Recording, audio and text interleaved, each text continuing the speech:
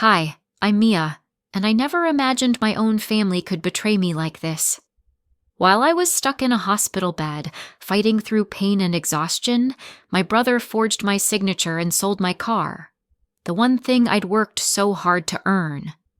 But what shattered me even more was that my parents stood by him, their voices sharp with blame, saying I was the one who'd let everyone down. That moment left a hollow ache I can't shake. Have you ever been betrayed by the people who should love you most? Please subscribe, like, and drop a comment with where you're watching from. I need to know who's out there hearing this story. I was trapped in that sterile hospital room, the constant beep of the heart monitor drilling into my skull. The accident had left me a wreck, broken ribs, a fractured leg, and a fog of pain that made even breathing a chore. The doctors kept saying I'd recover, but right then, I couldn't do anything for myself. My car, the one I'd scraped and saved for, wasn't even a thought. I assumed it was safe at home, waiting for me. I was wrong. While I was stuck there, drowning in painkillers and helplessness, my brother saw his chance. He didn't call, didn't ask, just took my name, forged my signature, and sold my car like it was his to give away. My pride, my freedom, gone without a word. I found out a week later, when I could finally hold my phone again. A text from my friend Lisa popped up. Saw your car for sale online. You okay? My stomach dropped. I typed back, hands trembling. I'm not selling it. What's going on? She sent a screenshot, an ad with my car's photo listed by some stranger. Panic clawed at me. I begged the doctors to let me go, ignoring their warnings. I had to get home. The trip was torture. Every jolt of the taxi seared through my injuries, but the real pain was the dread gnawing at my gut.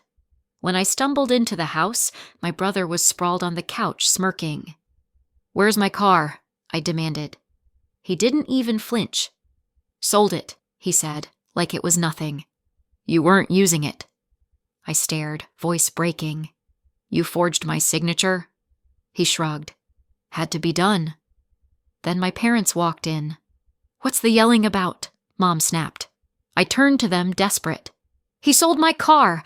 Stole it from me!" But Mom just sighed. "Mia, stop overreacting. He was helping.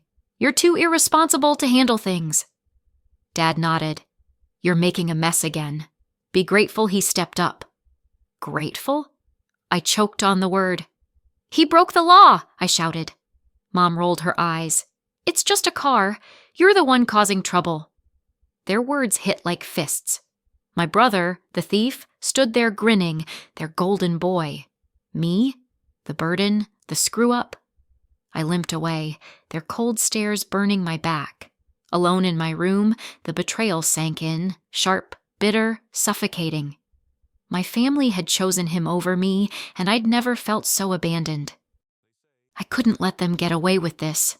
My car, my hard-earned freedom, stolen by my own brother and brushed off by my parents like it was nothing. The betrayal burned, but I wasn't going to crumble. I had to fight back, even if it meant standing alone. First, I needed proof. I dug through my room, wincing with every movement, until I found the original title to my car. My name was on it, clear as day. Then, I remembered the text from Lisa with the screenshot of the ad. I saved it, along with the timestamp. It wasn't much, but it was a start. I needed to see the sales documents, but I knew my brother wouldn't hand them over easily. I called a lawyer the next morning. Her name was Ms. Thompson, and she listened patiently as I explained everything. "Forgery is serious," she said, "but proving it, especially against family, can be tricky. You'll need concrete evidence." She agreed to take my case, but warned me it might get ugly. I didn't care. I was already in the ugliest place imaginable. Next, I went to the police. The officer took my statement, his face neutral. "We'll look into it," he said, "but family disputes can be complicated. Try to resolve it privately if you can." I wanted to scream. Resolve it privately? With a brother who stole from me and parents who blamed me for breathing? There was no resolving this without a fight. When I got home, my brother was waiting. You're really doing this, he spat. Dragging lawyers and cops into our business? His eyes were cold, furious. You think you're so smart, Mia, but you're just tearing this family apart. I clenched my fists. You tore it apart when you forged my signature and sold my car. That's theft, Jake. It's illegal. He stepped closer, his voice low and menacing. You keep this up, and I'll make sure everyone knows what a mess you are. How you can't handle your own life, how you've always been the problem child. You'll be the one who destroys this family, not me. His words stung, but I refused to back down. I'm not afraid of you, I said, though my voice shook. I want my car back, and I want justice. That night, I heard him on the phone, spinning lies to our relatives. Mia's lost it, he said. She's accusing me of stealing. Can you believe it? She's always been jealous, always trying to make me look bad. By morning, my aunt had texted, Why are you doing this to your brother? He's always looked out for you. My cousin unfriended me on social media. The family group chat was silent, except for a few messages siding with Jake.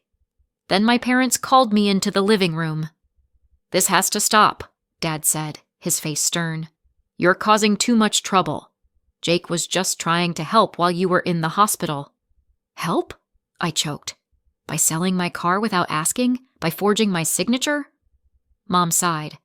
You're being dramatic, Mia. It's just a car. We can get you another one. But this fighting, it's tearing us apart. I stared at them, disbelief turning to rage. You think it's about the car? It's about trust, about respect. He stole from me, and you're defending him. What kind of family does that? Dad's eyes hardened. The kind that sticks together. Unlike you, who's ready to throw us all under the bus for your own selfish reasons. Selfish? I felt like I'd been slapped. I'm fighting for what's right, I said, voice breaking. If that makes me selfish, then so be it. I walked away, their disappointed stares burning into my back. In my room, I sank to the floor, the weight of their betrayal crushing me. My own family had turned against me, painting me as the villain. I was alone, truly alone, in a house full of people who were supposed to love me. But I couldn't give up. Not now. I had the lawyer, the police report, and a flicker of hope that justice might still prevail. I wiped my tears and picked up my phone, dialing Ms. Thompson. What's next? I asked, my voice steady despite the storm inside. We're going to build your case, she said. Stay strong, Mia. This won't be easy, but you're not wrong to fight. Her words were a lifeline. I wasn't wrong. I wasn't the villain. And no matter how much my family tried to break me, I would see this through. For my car, for my dignity, for the truth. Even if it meant standing alone. I thought the battle for my car had shown me their true colors, but I was wrong. Part 3 left me bruised, standing my ground against their lies. Then came Sunday, a day I'll never forget. They summoned me to the living room like I was some criminal facing judgment. Mom sat stiffly, Dad loomed with his arms crossed, and Jake lounged with that smug grin I'd grown to hate. The air was heavy, suffocating. Dad's voice cut through first, sharp and emotionless. Mia, you're no longer part of this family. My heart stopped. What? I choked out, barely audible. Mom's gaze was ice. You've shamed us. Lawyers, police, all of it. You've made us look like monsters. Jake leaned forward, smirking. You're a disgrace. Always have been. I stood there, reeling. You're disowning me because I want what's mine? Dad's jaw tightened. You've caused enough damage. We're done. Mom nodded. Pack your bags. You're out tonight. The words clawed at me, tearing open wounds I didn't know I had. My own family throwing me away. I wanted to scream, to fight, but my legs carried me to my room in a daze, their eyes like daggers in my back. Jake wasn't finished. He turned the rest of the family against me, calling everyone, our aunts, uncles, cousins, spreading poison. Mia's lost it, he'd say. She's destroying us. By nightfall, my phone lit up with accusations. How dare you hurt your parents? You're nothing to us now." Even Grandma, who once baked me cookies, texted, "You've broken my heart." They blocked me from chats, erased me from their lives. I was a ghost. At home, it was unbearable. Mom would hiss, "Selfish brat," as I passed. Dad's silence was colder than any words. Jake was relentless, taunting me in the halls. "No one cares about you," he'd sneer. One night, he pinned me against the wall, his breath hot. "Drop this, or I'll make you wish you were never born." Their cruelty was a chorus, each note designed to break me. I was shoved to the edges of my own life, eating alone, sleeping in a house that wasn't mine anymore. The loneliness was a weight, crushing me. Nights were the worst, lying awake, wondering how love could turn so vicious. But something inside me refused to die. They wanted me shattered, but I wouldn't bend. I wasn't the thief here, the liar. They could banish me, but they couldn't steal my fight. I'd keep going, for my car, for my truth, alone if I had to. Because even in this cold, empty world they'd made, I still had me. It was raining the night I left my family's house for the last time. I stood on the sidewalk, my suitcase soaked, my heart heavier than the storm clouds above. I had nowhere to go, no one to turn to. The weight of rejection pressed down on me, making it hard to breathe. That's when I saw Mrs. Jenkins, our old neighbor, walking her dog. She stopped, her eyes widening in recognition and concern. "Mia? What are you doing out here in this weather?" I tried to speak, but the words caught in my throat. Mrs. Jenkins didn't wait for an answer. "Come inside," she said, her voice firm but kind. I hesitated, but the warmth in her eyes broke through my defenses. She led me to her cozy living room, wrapped me in a blanket, and made me a cup of tea. As I sipped the hot liquid, she listened to my story, her face etched with sympathy. "I'm so sorry, Mia. No one deserves that." Then she paused, a thoughtful look crossing her face. "You know, I might have a way to help you get back on your feet." The next evening, Mrs. Jenkins took me to a small gathering at the community center. "It's a group of local business owners," she explained. "We support each other, share resources, and help out when someone needs a hand." I was nervous, but as we entered the room, I was greeted with warm smiles and friendly hellos. Mrs. Jenkins introduced me to several people, including Mr. Patel, who owned a bookstore, and Ms. Rodriguez, who ran a cafe. They listened to my story with compassion, and before I knew it, they were offering me a place to stay and a job at the cafe. At first, I couldn't believe their kindness. Why would strangers help me when my own family had cast me aside? I kept waiting for the catch, for the moment when they'd turn on me. But it never came. Instead, they showed me patience and understanding. Ms. Rodriguez taught me how to make the perfect latte, praising my efforts even when I messed up. Mr. Patel lent me books, saying they might help me find some peace. Slowly, I began to trust again. As weeks turned into months, I found myself smiling more, laughing even. The cafe became my sanctuary, the customers my extended family. I realized that family isn't just about shared DNA. It's about the people who stand by you, who lift you up when you're down.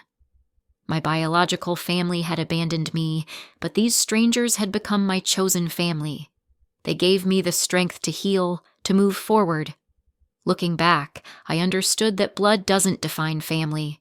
Love, support, and kindness do. My journey taught me that sometimes the people who share your DNA can hurt you the most, while those who owe you nothing can give you everything. I was grateful for Mrs. Jenkins, for the community that embraced me, and for the chance to rebuild my life on my own terms. One crisp morning, as I opened the cafe, I caught my reflection in the window. The woman staring back at me was different, stronger, freer, her eyes bright with hope. I had lost a family, but I had gained a community, a purpose, and most importantly, myself. I was no longer defined by their rejection. I was defined by my resilience. And in that moment, I knew I was going to be okay. As I stood there, watching the sun rise over the city, I felt a sense of peace I hadn't known in years.